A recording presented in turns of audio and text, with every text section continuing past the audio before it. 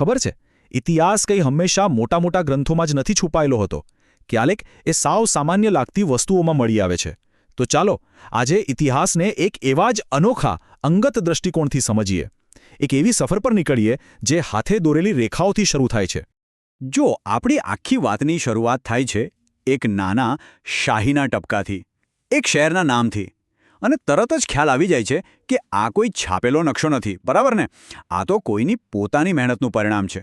અને જેવું આપણે ઝૂમ આઉટ કરીએ છીએ, આપણે જોઈએ છીએ કે એ નાનકડું બિંદુ તો એક આખી દુનિયાનો ભાગ છે. એક એવી દુનિયા જેને કેટલી કાળજીથી કાગળ પર ઉતારી છે. અને બસ આ જ દુનિયાને આપણે આજે ઊંડાણથી સમજવાના છીએ. તો આ છે શું? આ કોઈ પ્રોફેશનલ મેપમેકરે નથી બનાવ્યા.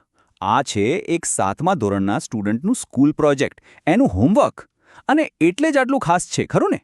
કારણ કે આ માત્ર રેખાઓ નથી.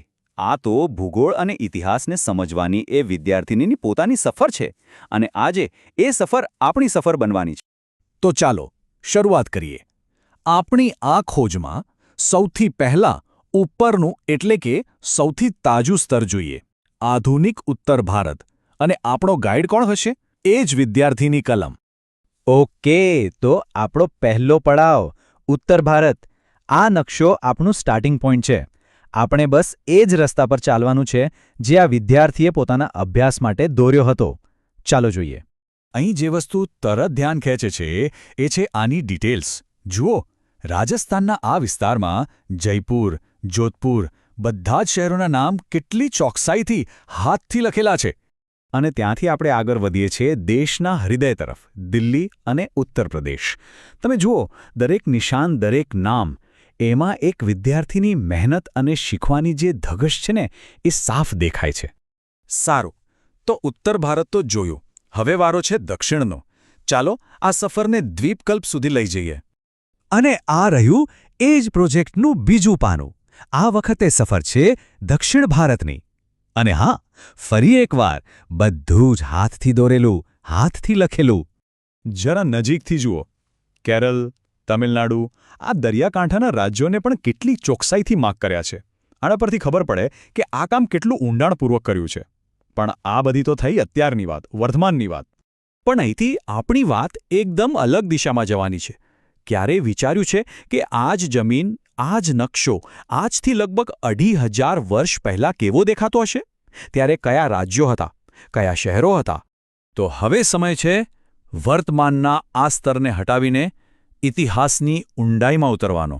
ચાલો પ્રાચીન ભારતના એ ખોવાયેલા રાજ્યોને શોધી કાઢીએ. અને આ રહ્યો એ સવાલનો જવાબ. આ છે 16 મહાજનપદોનો નકશો. પ્રાચીન ભારતના એ મહાન રાજ્યો જે એક સમયે આ જ ભૂમિ પર રાજ કરતા હતા. અને સૌથી અદ્ભુત વાત શું છે ખબર છે? આ નકશો પણ એ જ વિદ્યાર્થીએ બનાવ્યો છે. તો આ મહાજનપદ એટલે શું? બહુ જ સરળ છે. મહા એટલે મહાન અને જનપદ એટલે રાજ્ય. તો મહાજનપદ એટલે મહાન રાજ્યો. આ એ 16 શક્તિશાળી રાજ્યો હતા જે લગભગ બુદ્ધના સમયમાં એટલે કે ઈસવીસન પૂર્વે 6ઠી સદીની આસપાસ ઉત્તર ભારતમાં હતા. આ રાજ્યોમાં અમુક નામો તો કદાચ જાણીતા પણ લાગશે, જેમ કે કાશી, શક્તિશાળી મગધ, કોશલ, વત્સ, અવંતી અને ઠેઠ પશ્ચિમમાં ગાંધાર. સાચું કહું તો આ નામો ભારતીય ઇતિહાસના પાયાના પથ્થરો જેવા છે. ઓકે, તો અત્યાર સુધી આપણે 2 અલગ અલગ દુનિયા જોઈ, એક આધુનિક ભારતની અને એક પ્રાચીન મહાજનપદની. હવે આવે છે સૌથી રસપ્રદ ભાગ, આ બંનેને જોડવાનો. જોઈએ કે પ્રાચીન રાજ્યો અને આજના રાજ્યો ક્યાં મળે છે. તો સવાલ એ છે કે આ બધું જોડાયેલું કઈ રીતે છે? આ પ્રાચીન રાજ્યો આજના નકશા પર ક્યાં હતા? શું એમના કોઈ નિશાન આજે પણ છે? જવાબ છે હા, બિલકુલ છે. અને એ આપણી નજર સામે જ છે. આ જુઓ, આનાથી વધુ સ્પષ્ટ શું હોઈ શકે? ડાબી બાજુ છે પ્રાચીન કાશી રાજ્ય અને જમણી બાજુ છે આજનો નકશો, જ્યાં આજે વારાણસી એટલે કે બનારસ શહેર આવેલું છે. મતલબ ઇતિહાસ હજી પણ જીવંત છે એ જ જગ્યાએ. ચાલો એક બીજું ઉદાહરણ લઈએ. પ્રાચીન ભારતનું કદાચ સૌથી શક્તિશાળી સામ્રાજ્ય મગધ. એ ક્યાં હતું? તો એ હતું આજના બિહાર રાજ્યના વિસ્તારમાં. યાદ છે ને ચંદ્રગુપ્ત મૌર્ય અને સમ્રાટ અશોક? એમનું સામ્રાજ્ય અહીં જ વિકસ્યું હતું. અને એક છેલ્લું ઉદાહરણ પશ્ચિમમાં અવંતી રાજ્ય. એનું કેન્દ્ર હતું પ્રાચીન શહેર ઉજ્જૈની. અને આજે પણ આપણે એ શહેરને ઉજ્જૈન તરીકે જ ઓળખીએ છીએ. આ નકશા એ વાતનો પુરાવો છે કે ભલે સમય બદલાઈ જાય પણ અમુક જગ્યાઓની ઓળખ ક્યારેય નથી બદલાતી.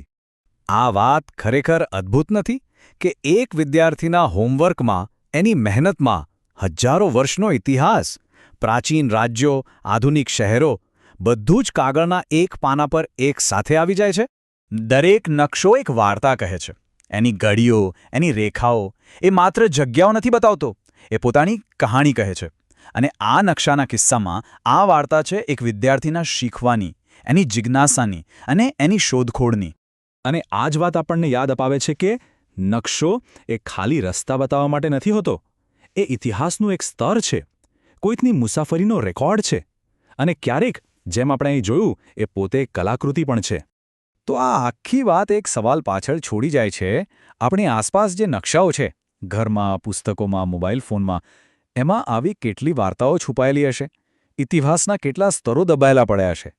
કદાચ હવે પછી આપણે કોઈ નકશો જોઈશું તો એને થોડી અલગ નજરથી જોઈશું.